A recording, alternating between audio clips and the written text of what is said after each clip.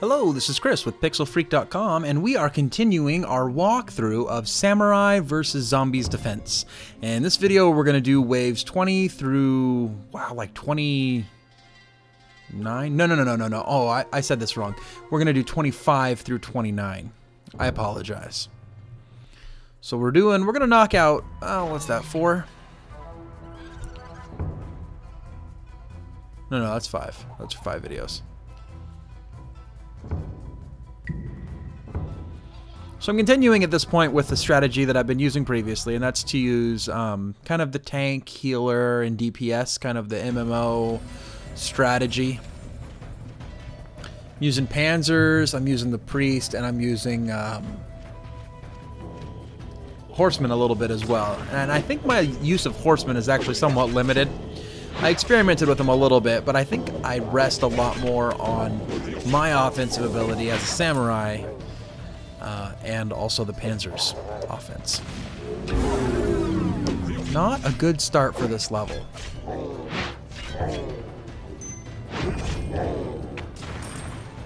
So I got my leadership maxed out. Yeah, you know, with the my ability thus far to hold back the zombies and the fact that I have my leadership leveled up a couple levels, I spent some gold coins in order to do that. If you'd like to know more about that, you have to view some of the older videos. I talked about how I got to this point in those videos. It seems like I should have been putting more money into farmers, because farmers is fairly effective. And probably would have been really effective on these earlier waves. Well, I guess, you know, at this point it's 25. This is mid-game. This is not earlier waves anymore. But Farmer's Rigging seems like it would be very, very powerful here. You need some kind of a ranged element. The one thing I can think of that would be bad is later in the game I Farmer's Rig, but I use really heavily the special ability Troop, which you get at level 40. So I would have to come up with some kind of a ranged element to it, and I maybe just dumping money into archers. And having them do maybe 3 farmers and then a ranger. Every 3 farmers put in a ranger. The trick is that with Farmer's Rigging, you really don't want to have too big of gaps between your farmers. That'll get you killed pretty quick. If you space your farmers out wrong, it'll get you killed. And you'll see there's video of me doing it right and doing it wrong. Yeah, messed that up. Use the bow instead. Got a hit on my gate. At some point during the game, I do upgrade my gate once, and it makes the HP of the gate go up like 3 times or 4 times. It's a pretty crazy jump. But I hold back, and I think it's till like the late 30s or maybe even the early 40s that I upgrade it even once. If you want to do it twice, you know, if you're the type of person that brings the enemies right to your gate before you start summoning guys, whatever. I mean, go ahead. But I didn't really need it. I did need 1, because by that part of the game, once you get into the later game, the enemies take out your gate just almost immediately. It's like if they get there, you're done. They're gonna break it. The sacred gate. So that was 25. Pretty cake. Probably at this point I'm starting to get used to using the technique of using heavy armored guys and healers. And I don't think I was really using a healer in that one. That might have just been tanks and rangers. I did see some rangers in there. So here I'm just showing the levels off of what I'm using. I tried to do that, especially later in the game when it's more important, where people are getting snagged up on the game. I tried to show everybody what level I have everything at, so they can see what worked for me. You just can't forget that, you know, I also had 2 extra levels of leadership up because of the gold coins I spent. All the tactics I use throughout the game, they would all work if you just raised leadership up once. Might be a little bit more difficult, but they would work nonetheless. Farmer's Rigging, though, late in the game, it might be difficult if you don't have that starting level of leadership.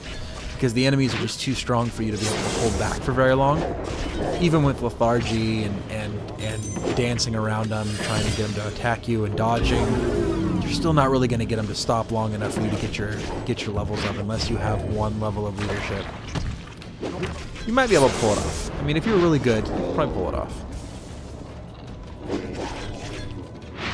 The fact of the matter is that my comments here are really for the masses and not for the 5 people that beat this game without upgrading anything. It's funny, the review that I did for this game, I mentioned how difficult it was, and I got a lot of fan mail talking from multiple people that had beaten the game without spending a single glue coin, without spending any gold coins. And kudos to them. I mean, those people are great at video games. The problem is those are the only 5 people that did it. So, I mean, I really can't say that those strategies would carry over well to the masses, because those strategies are from people that are really good at games. I mean, there's no doubt that anybody could probably beat this game if they invested a ton of time and upgraded a bunch of stuff with silver coins. I shouldn't say anybody. I mean, a lot of people would be able to. But it just takes so long. So you gotta have amazing patience or amazing skill at video games in order to beat this game without paying anything. Oh, there we go. See, my horse got in front because they killed a wave of guys. That's why I really dislike using the horses, because since your guys are basically mindless drones, as soon as you kill a group of guys, like if your panzer's out in front, you're all good. You kill a group of guys, your horsemen are going to run in front of your panzer, which is just stupid logic. I mean, I understand it's a game mechanic, but at the same time, that is not how your military would move. They would move behind the right guys like they're supposed to. But anyway, so your horsemen will run out in front, and they'll get murdered. And then your tank will slowly make it. So you're going to have to replace your horsemen every single little batch of enemies that you beat. That's why I really dislike the mechanics of this particular method. Got them right back to their hole and killed them. So that's the end of that wave. That was pretty close too. Usually once you get right up there on their cave, usually they'll spawn just a ton of guys all at once, and it'll usually be enough to just wipe you out, and you'll have to move back to about the bridge before you're able to reestablish a ally group that'll work to hold them back.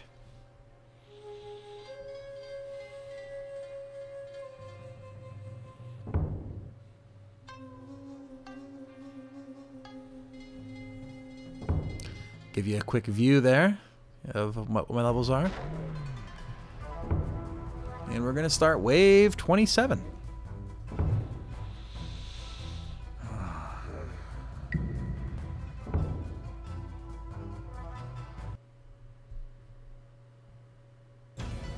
And here we go, wave 27. Look out, zombies. It's kind of funny that the title of the game is Samurai versus Zombies, when quite a few zombies, or quite a few of the enemies in this game are not zombies. It's like, okay, these guys are zombies, yeah, but then you have like the demon wheel and the little demon guy there in the back, and then the demon squirrels, and then the big demons with the little bat things, then you have the healers later. I don't need to name them all. I don't need to name them all. Nonetheless, there's way more than just zombies in this game. I almost think it should have been Samurai versus Demons, but you know what? That's not my game, so. It's funny, these guys, they look like they have masks on. Oh, I get it. Why did I not understand that what those guys were? Those aren't demons, those are zombies with masks on. And why do they have masks on? That's weird.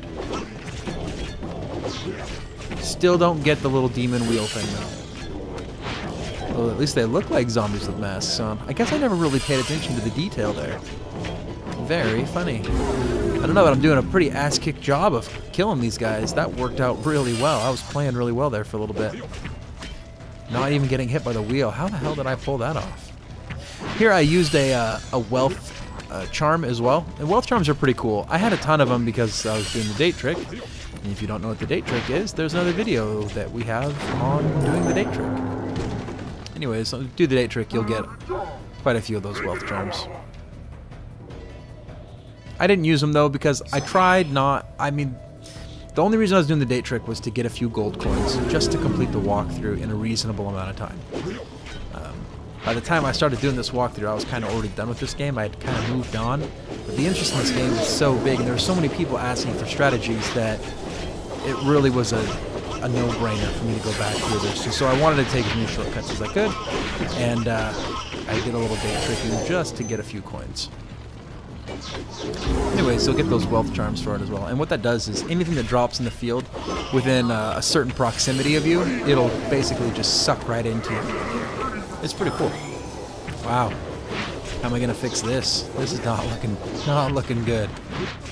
There we go. Ooh, that's a well-timed arrival of those guys. Okay, just gotta make sure. Ooh, I stopped him just a little bit too late where my village bowman's not hitting that guy in the air. It'd be nice if he was. Well, we got him. He's dead. Okay, other bowmen. These guys will be easy.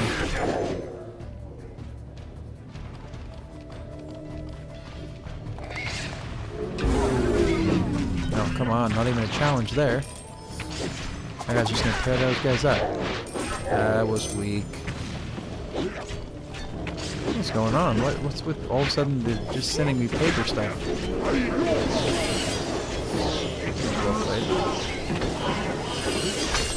This is not going to go well. What I needed there was, wow, they just ran me over. That was not a bad strategy there, to put lethargy down and go and clean some of the back end stuff up. Because I bet you I summoned a Panzer too. I bet you there's a Panzer on the way. And there's the Panzer. I knew I summoned a Panzer. I summoned a couple of them. 3? Yeah, they're coming.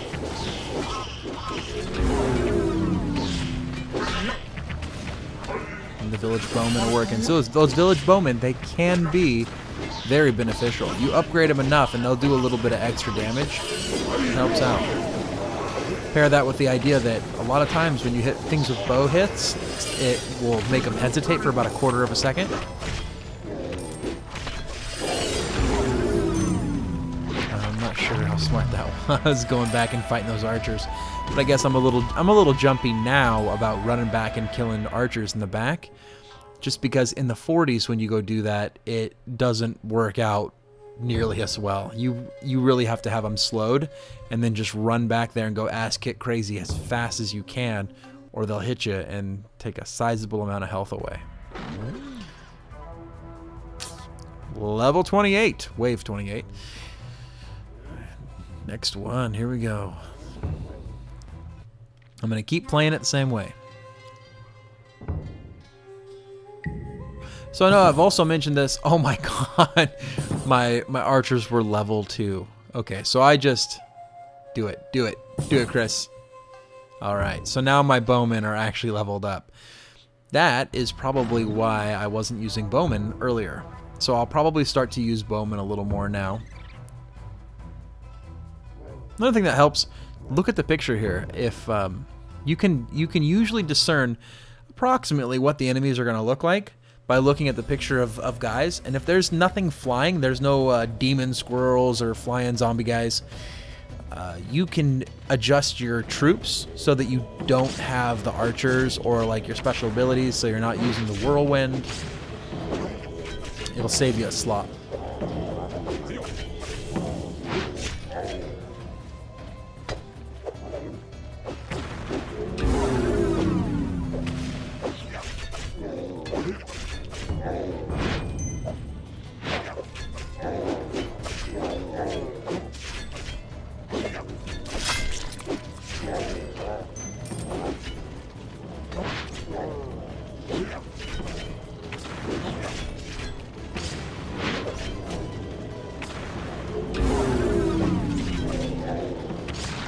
Pretty good job here holding them back.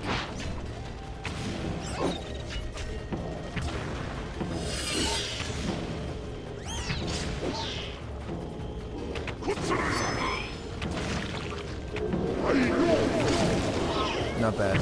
Not bad at all. Whirlwind a lot of times will kill the squirrels pretty quick. The squirrels are just real thin. They really don't do a whole lot. Doesn't take much to kill them. These other guys here, these flying zombie demon looking things, they take a little more to kill. I gotta get those archers here.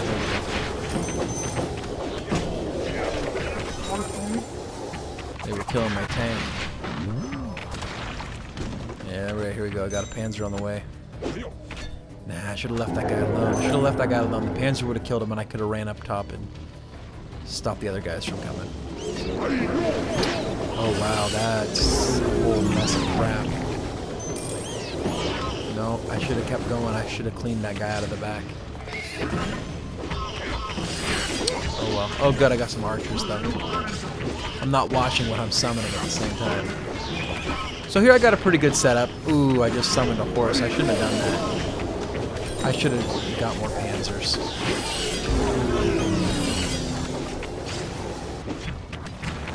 That horse is going to help with that guy, but I'm really worried about flying guys. Horses. What's going to happen here? Yep, we got the panzer, and the next panzer is not for a while. That was a bad decision, but we'll see how horrible it was. I should have not have gone back there. I should have stayed with the archers. I got worried that they're going to kill my panzer, and wow, that was just a really bad decision. I could have easily cleaned up all of those archers.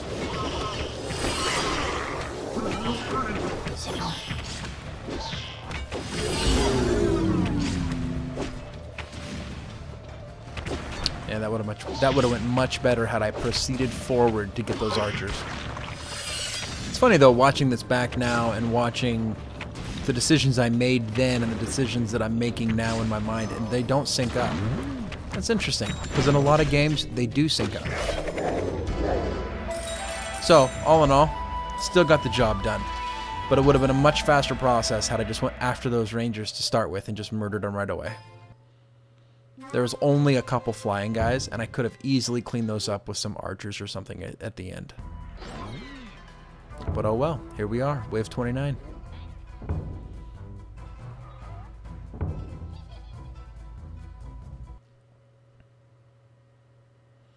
So I didn't buy anything new between those two waves. Stayed with the same thing. Same tactic. And this is the last wave for this particular segment of the video. Or segment of the walkthrough, I should say.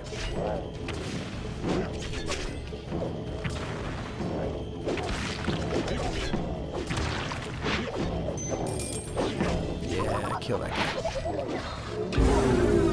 Yeah, kill that bomb. Yeah, kill that bomb. F that bomb, dude. Kill him.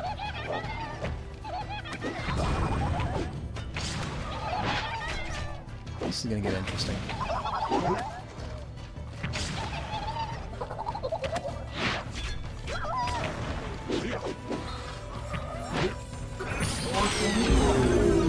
That's not good. You cannot let the horsemen get that close. Oh no, they still hit the base. Yeah, they're gonna... That was really, really close. That I let it get that close. That I let them get that far out. So, some bad decisions there on my part. But again, that's just kind of that's the nature of the beast when you're looking at doing this type of tactic, using panzers as much as I'm using them.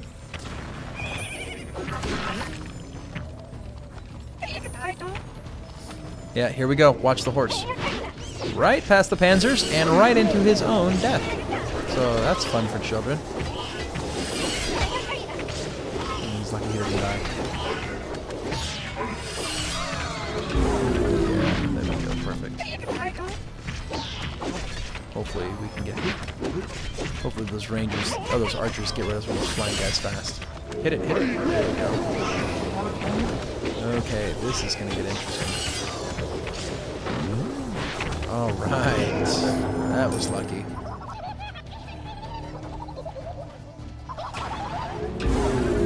Good. Archers will take care of those guys, though. Archers are pretty good. And in large quantities, the archers will take out bombs pretty quick. Hey, alright, go box. It's worth mentioning, too, at one point in time, I actually got one of the special guys, the special NPC ally guys, a rifleman, I think it whatever it was.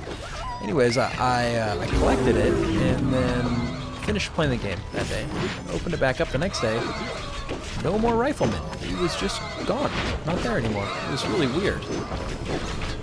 I'm not sure what had happened, but yeah. By the time I finished the game, I did have all of the extra guys. And a lot of people have asked, you know, how do I get this guy? How do I get that guy? I can't find this particular character. Really, there's no tactics to it. They just randomly drop. I think there's probably a minimum level for each guy. They don't want you to get like the special horse guy before you have the other horses or something like that. Or at least not too soon before you have the horses. So I think there's a minimum level on it. But like I said before, in one of the previous videos, I got 2 of them in 1 round. So you can come whenever. There's not like a set round where you're supposed to get. You gotta keep playing, and then when they drop, they drop. And hopefully when they drop, you don't die. Which was the case for me at least once. That's 29. Alright, so make sure and like our videos and subscribe, and we'll see you on the next one. Until then, it's been Chris with PixelFreak.com.